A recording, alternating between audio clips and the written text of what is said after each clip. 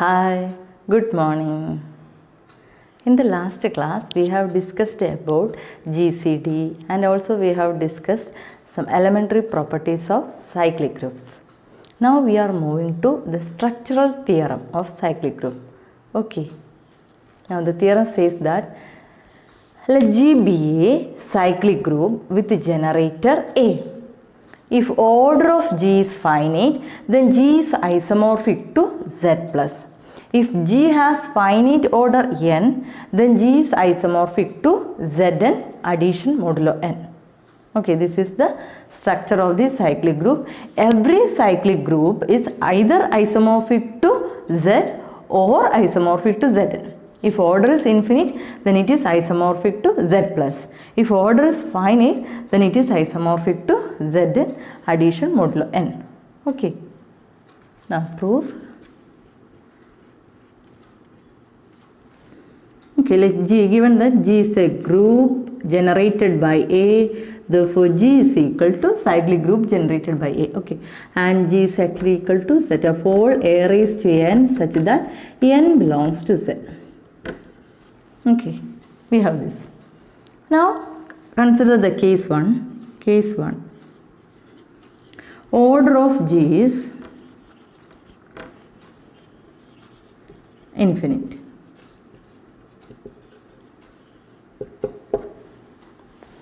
Now what is the meaning of that? Order of G is infinite means the cyclic subgroup generated by A is an infinite group.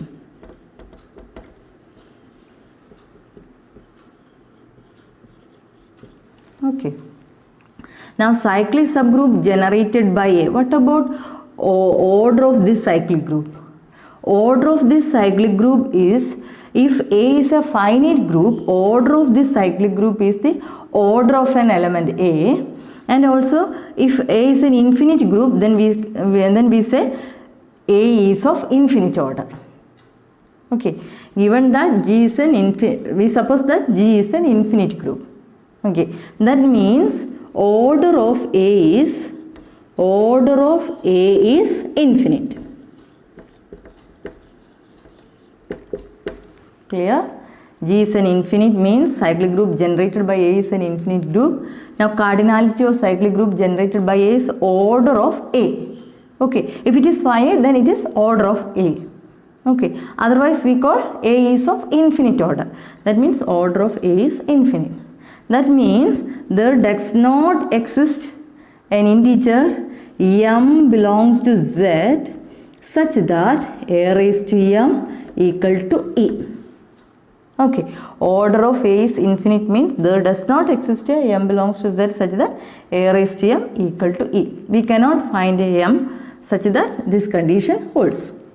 Clear? Now consider G. Now we are claim all elements of G are distinct. Okay, suppose the contradiction. Suppose A raised to I equal to A raised to J for some I comma J belongs to Z, and we are choosing the condition I greater than J, I not equal to J. Okay, so these are two distinct elements and these I and J are two distinct elements of Z, and we suppose that A raised to I equal to A raised to J. Now G is a group, A raised to I belongs to G, also A raised to J belongs to G. G is a group, implies A raised to inverse of A raised to J also belongs to G. So multiply throughout by A raised to minus J. We get A raised to minus J actually operating equal to A raised to J to A raised to minus J. And this implies, this you can write as A raised to I minus J equal to A raised to 0, that's equal to E. Okay, I and j are z, I greater than j implies I minus j is an integer, also this is a positive integer. Thus we get there exists a positive integer I minus j such that a raised to I minus j equal to e. That is a contradiction because there does not exist a m belongs to set such that a raised to m equal to e. Okay, therefore any two elements of this set G are distinct. G is equal to a raised to n such that n belongs to Z and all elements of G are distinct. Okay, now in case 1 we have to prove that if G is an infinite group then G is isomorphic to Z under addition. Okay, so if to prove this isomorphism we have to define a function from Z to G, that is 1 1 on to, also it satisfies homomorphism property. Okay, so define a function phi from Z to,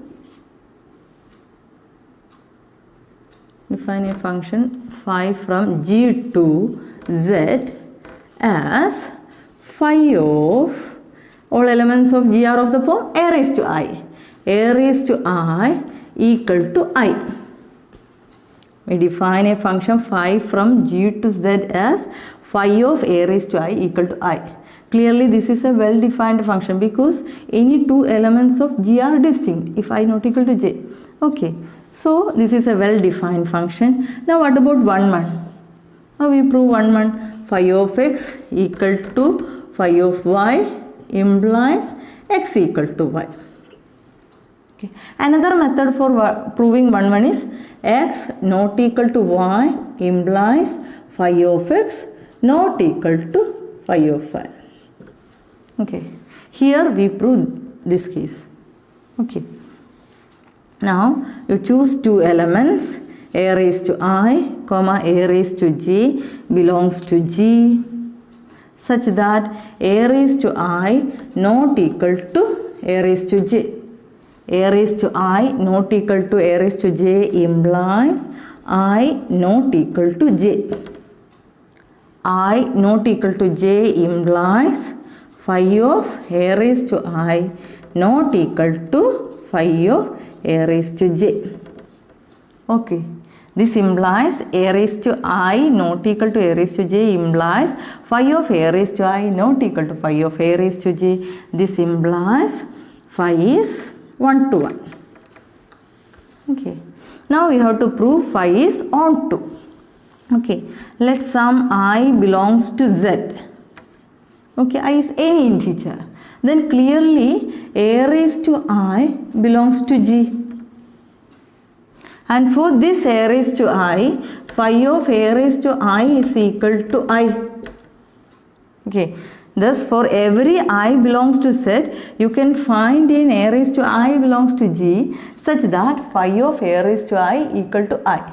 This implies phi is onto. Now we have to prove phi is homomorphism. Phi is a homomorphism. To take two elements a raised to I comma a raised to j. Clearly x comma y, x comma y belongs to G and x is of some a raised to I, y must be of the form a raised to j because G is a cyclic group.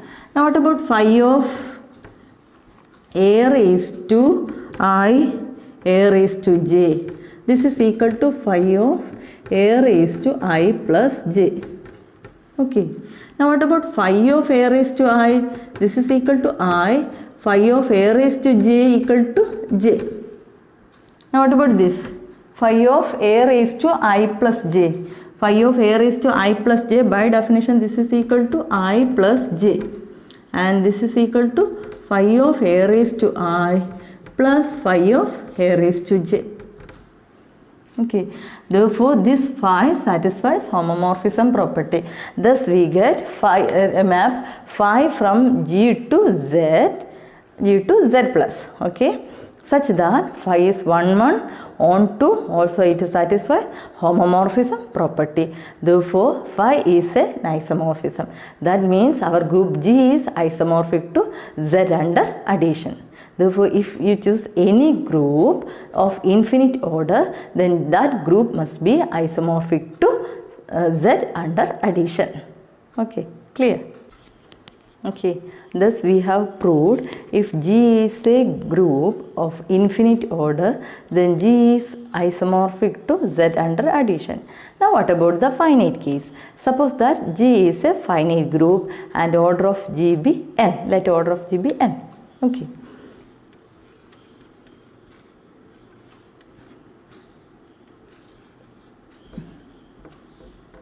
Finite and order of G is equal to n. Okay, order of G equal to n, as G is a cyclic group, G is generated by this one. Okay, order of G equal to n means cyclic group generated by A is equal to n. This implies order of A is equal to n. Okay, this implies n is the smallest positive integer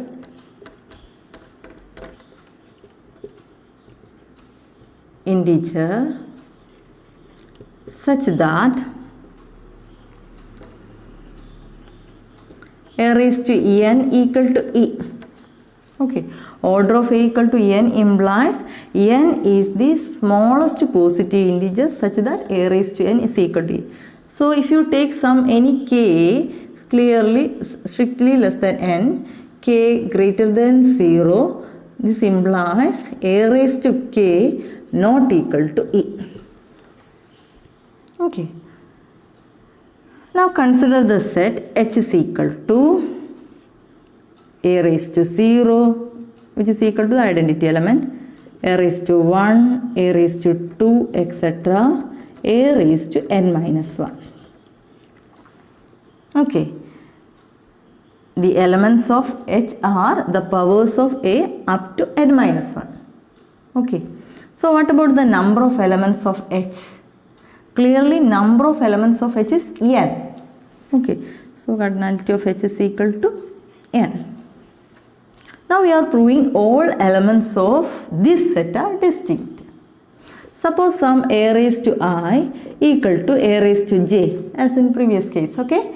This implies a raised to I into a raised to minus j equal to a raised to j into a raised to minus j.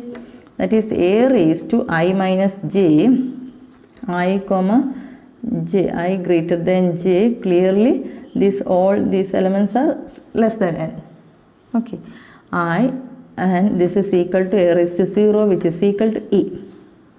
I comma j belongs to z, also I comma j are clearly less than n. This implies I minus j is clearly less than n. Okay, from this we get a raised to I minus j is equal to e. That is a contradiction, because if k is less than n, then a raised to k not equal to e.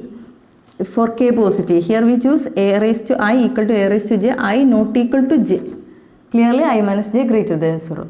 Therefore, any two elements of this set H are distinct. Okay. So what about cardinality of n? Cardinality of H is clearly n. Thus we have G is equal to this one, H is equal to this one. All elements of H are distinct. This implies cardinality of H is equal to n. Okay. Now clearly H is a subset of G. All elements are powers of A. Clearly this is a subset of G. Now we are proving G is a subset of H. Okay. Now we are going to prove this one. Okay. For this, let X belongs to G. Let X belongs to G. And we have to show that X belongs to H. Okay. X belongs to G implies what?